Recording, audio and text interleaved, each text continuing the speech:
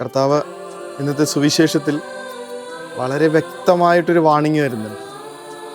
ആളുകൾ ഉറക്കമായപ്പോൾ ശത്രു വന്ന് കളവിതച്ചു എന്ന് പറഞ്ഞിട്ട്. നമ്മൾ ഉറക്കമാവാതെ അവൻ വരില്ല എന്നുള്ളത്.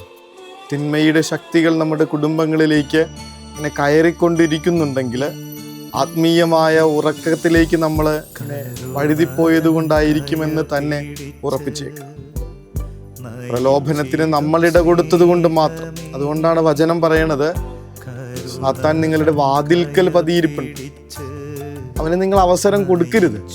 നിരന്തരമായ പ്രാർത്ഥനയുടെ കോട്ട കെട്ടി വേണം നമ്മുടെ കുടുംബങ്ങളെ നമ്മൾ സംരക്ഷിക്കാനെന്ന് വചനം ഓർമ്മപ്പെടുത്തുമ്പോൾ നമ്മുടെ കുഞ്ഞുങ്ങളെ ഇങ്ങനെ ദൈവത്തെ സ്വീകരിക്കാൻ, ദൈവത്തെ ഉള്ളിൽ കൊണ്ട് നടക്കാൻ, ദൈവത്തെ ഇങ്ങനെ ഓർമ്മപ്പെടുത്തുന്ന വിധത്തിൽ അവരുടെ ജീവിതം ഒന്ന് ഒരുക്കിയെടുക്കാൻ, ഒരുക്കി വാർക്കാനൊക്കെയുള്ള നിയോഗം സ്വർഗം നമുക്ക് തന്നിട്ടുണ്ടെന്നുള്ള ഓർമ്മപ്പെടുത്തും. റീത്ത പുണ്യവതിയെ ഓർമ്മ വരും. കൃത്യമായിട്ട്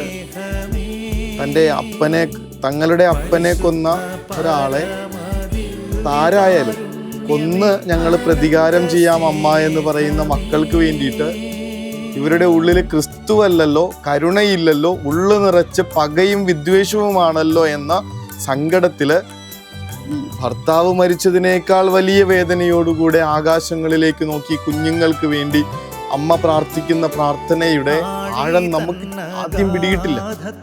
പ്രാർത്ഥന ഇതാണ്: എൻ്റെ കർത്താവെ, ഈ മക്കളെ പകയിൽ നിന്നും വിദ്വേഷത്തിൽ നിന്നും അകറ്റി അങ്ങയുടെ മക്കളായി വളർത്തിക്കൊണ്ടുവരാൻ എനിക്ക് സാധിക്കുന്നില്ലെങ്കിൽ ഇവരുടെ ജീവനെ അങ്ങ് തിരിച്ചെടുത്തേക്ക്. ഈശോയെ ഉള്ളിൽ നിർത്താതെ നിങ്ങൾ ജീവിക്കണ്ട എന്ന് ഒരമ്മ തീരുമാനിക്കുന്നു.